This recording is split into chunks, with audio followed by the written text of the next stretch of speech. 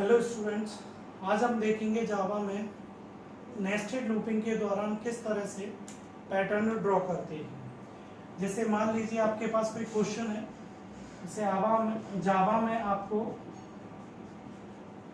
ये star pattern आपको draw करना है।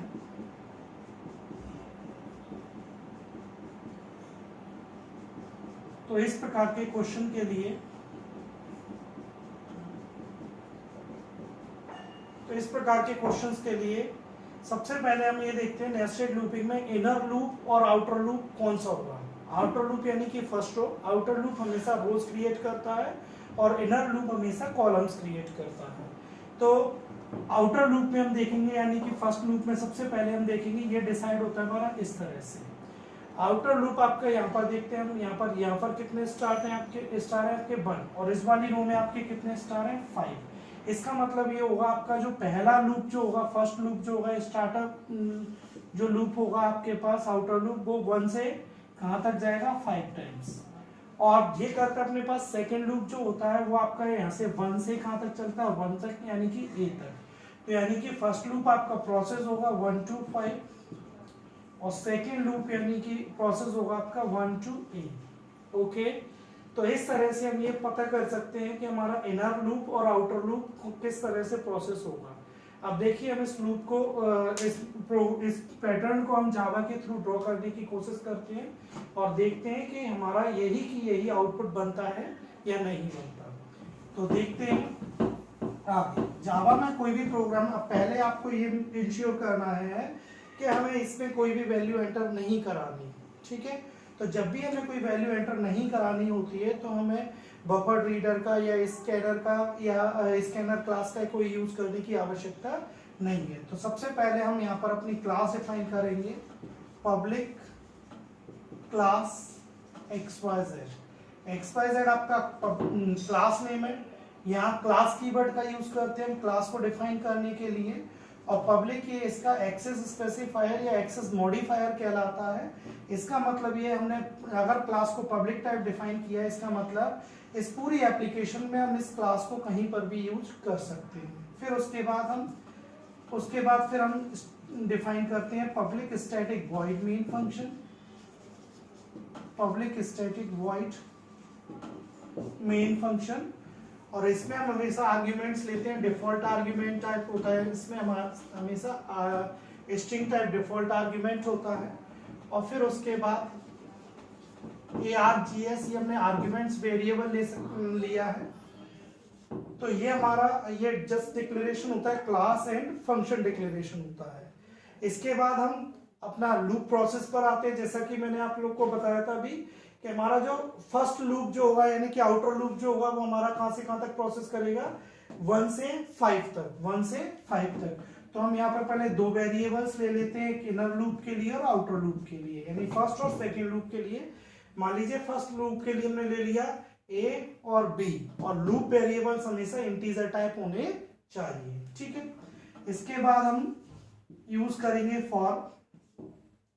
फॉर लूप का यूज करके हम ये पैटर्न ड्रॉ करेंगे। तो इसमें फर्स्ट लूप हमारा क्या होगा A, जो कि हमारा 1 से 5 तक प्रोसेस होगा। तो A1 A less equals to 5 और A प्लस प्लस लेस क्यों, क्योंकि 1 A की वैल्यू 1 है, तो 1 हमेशा 5 से लेस होता है। फिर उसके बाद हम इसके अंदर लूप करेंगे, तभी ये नेस्टेड लूप कहलाएगा। नेस्टेड लूप का मतलब क्या होगा बेटा, नेस्टेड लूप का मतलब होगा लूप इनसाइड लूप। तो ये फॉर लूप, हमने फॉर के अंदर फॉर चलाया तो ये नेस्टेड फॉर लूप हो गया। अब मैंने जैसे आपको अभी बताया था कि हमारा जो सेकंड लूप यानी जो इनर लूप जो होगा वो हमारा क्या प्रोसेस करेगा, इनर लूप जो होगा वो हमारा प्रोसेस करेगा कि 1 से A तक। क्यों, क्योंकि पहली बार में हमें कितने कॉलम चाहिए 1, तो 1A फर्स्ट टाइम 1 टाइम चलेगा। फिर हमें कितने चाहिए 2 कॉलम्स, तो हम इसको चलाएंगे 1 से A तक। तो सेकेंड टाइम A की वैल्यू 2 होगी, इसलिए 1 to 2 चलेगा। फिर थर्ड टाइम 3, तो A की वैल्यू 3 होगी, तो इसलिए 1 to 3 चलेगा। इसलिए हम सेकेंड लूप को कहां से कहां तक प्रोसेस करेंगे 1 से A तक, और फिर प्लस प्लस। अब इसके बाद हम क्या कर देंगे, इसके बाद हमने क्या प्रिंट करना है, यहाँ पर हम अपना रिजल्ट देते हैं। तो हमें एस्ट्रिक प्रिंट करना था, तो हम यहाँ पर एस्ट्रिक प्रिंट करेंगे system dot out dot print. अभी हम यहाँ पर एलएन का यूज नहीं करेंगे। यदि हम एलएन का यूज करते तो हमारे पास एस्ट्रिक कुछ इस तरह से हर बार इस तरह से लाइन चेंज करके डिस्प्ले होगा पैटर्न, लेकिन हमें ऐसा नहीं चाहिए। हमें पहले रो बाय रो क्रिएट करना है, रो बाय रो बनाना है, इसलिए हम यहाँ पर एस्ट्रिक को डायरेक्ट प्रिंट कर देंगे बिना एलएन के। ओके, फिर उसके बाद हम जैसे ही इस लूप से बाहर आएंगे तो हम कौन से लूप पर आ जाएंगे, इस वाले लूप पर। या मान लीजिए लूप सेपरेशंस दिखाने के, लूप को सेपरेट करने के लिए अपन इसमें भी कर्ली ब्रेस का यूज कर लेते हैं। ठीक है, अब जैसे ही हम इस लूप से बाहर आए तो हमें क्या करना है, नेक्स्ट लाइन पर जाना है, क्योंकि रो चेंज होगी। फर्स्ट और सेकेंड वाला लूप आपका, जैसे ही हम सेकेंड लूप से बाहर आएंगे या ब्रेक होगा सेकेंड लूप, तो हम फर्स्ट वाले लूप पर आएंगे और फर्स्ट वाले लूप में हम फिर से क्या करेंगे, फर्स्ट वाले लूप पर, यानी कि वो रो क्रिएट करेगा तो यहाँ से रो चेंज होगी, तो हम यहाँ पर क्या करेंगे, नेक्स्ट लाइन पर जाने के लिए हम यहाँ पर system dot out dot print ln, यहाँ पर आप ब्लैंक छोड़ दोगे। ब्लैंक यानी कि नेक्स्ट लाइन पर जाने के लिए आपने क्या छोड़ दिया, ब्लैंक छोड़ दिया। या आप स्लैश एन का भी यूज कर सकते हो, बैक स्लैश एन का भी आप यूज कर सकते हो। बैक स्लैश एन का मतलब होता है नेक्स्ट लाइन पर शिफ्ट करने के लिए। फिर उसके बाद यहाँ पर प्रिंट एलएन लेने की आपको आवश्यकता नहीं है, केवल प्रिंट लिखोगे, और प्रिंट नहीं तो आप एलएन भी लिख सकते हो आप यहाँ पर। इसके बाद फिर हम ये फर्स्ट वाला लूप क्लोज हो जाएगा। फिर हमारा public static void main close और पब्लिक क्लास क्लोज। अब अपन देखते हैं इसको प्रोसेस करके कि हमारा ये आउटपुट कैसे जनरेट हो रहा है, ये कैसे जनरेट। देखिए फर्स्ट टाइम हमारे पास ए की वैल्यू कितनी आएगी, लूप प्रोसेस करेगा ऊपर से, पहले हम इनिशियलाइजेशन पर जाएंगे ए, तो ए इक्वल हमें कितना मिलेगा 1। फिर यहाँ से कंडीशन चेक करेंगे, क्या ए मीन्स 1 छोटा है, लेस है 5 से, तो यस हमेशा 1 छोटा होता है 5 से। तो जैसे ये कंडीशन ट्रू होगी तो फिर ये लूप के अंदर जाएगा, इनर लूप के पास जाएगा, कहां पर आएगा, b इक्वल्स टू 1। तो फिर हम चेक करेंगे b कितना है 1, और a कितना मिला हमें ऊपर से 1। तो यहाँ पर चेक करेंगे क्या a means 1, sorry b means 1 और a भी कितना है 1, तो 1 से छोटा है नहीं है, लेकिन हम यहाँ कंडीशन लिए इक्वल भी हो सकता है। ठीक है, इसका मतलब क्या होता है, इसका मतलब होता है लेस और इक्वल टू। ऐसा मिलेगा ना, लेस और इक्वल टू, इसको हम बोलते हैं रिलेशनल ऑपरेटर होता है हमारा। रिलेशनल ऑपरेटर लेस और इक्वल टू, यानी कि या तो वैल्यू छोटी हो या बराबर हो। तो यहाँ पर एक 1 से छोटा नहीं होता, लेकिन 1 के इक्वल होता है, इसलिए ये कंडीशन ट्रू होगी। कंडीशन ट्रू होगी तो यहाँ पर आएगा system dot out dot print ln, क्या प्रिंट करेगा, एस्ट्रिक। तो ये हमारा ये आउटपुट जनरेट हो रहा है, आप देखोगे यहाँ पर इस तरह से हमें आउटपुट मिलेगा। तो हमारा क्या प्रिंट कर देगा ये, एस्ट्रिक। तो इस तरह से हमें एस्ट्रिक प्राप्त हो जाएगा। तो फर्स्ट एस्ट्रिक प्राप्त हुआ। अब ये लूप की बाउंड्री, तो यहाँ से वापस रिटर्न हो जाएगा b++ पर। b हमारे पास 1 था, a भी 1 था, अब b कितना हो जाएगा 2। फिर यहाँ पर आएगा क्या, b मीन्स 2 लेस है, a मीन्स 1 से, तो 2 1 से लेस है नहीं है, 2 1 के इक्वल है नहीं है, तो कंडीशन फॉल्स।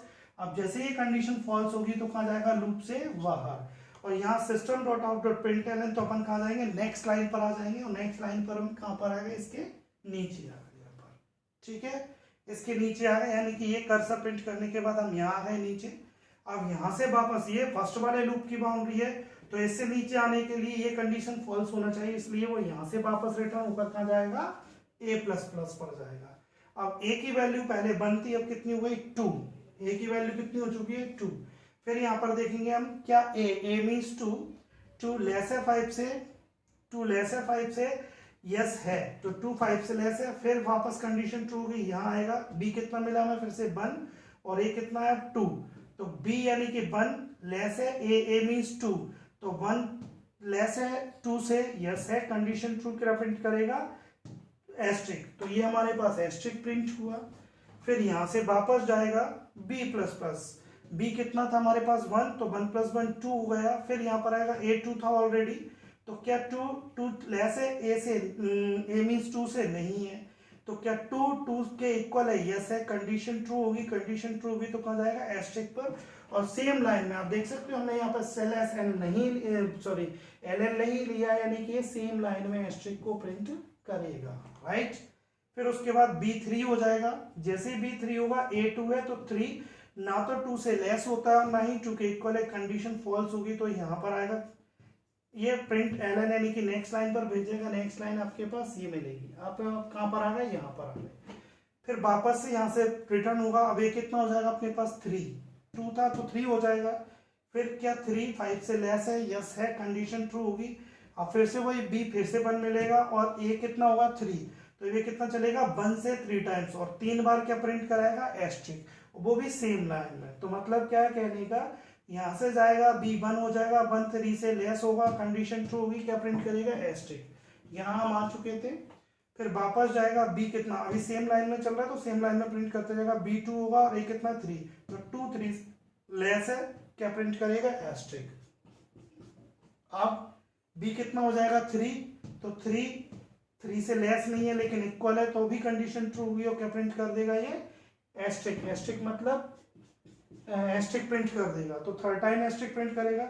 B हो जाएगा 4, कंडीशन होगी फॉल्स, लूप से बाहर आएगा यहाँ।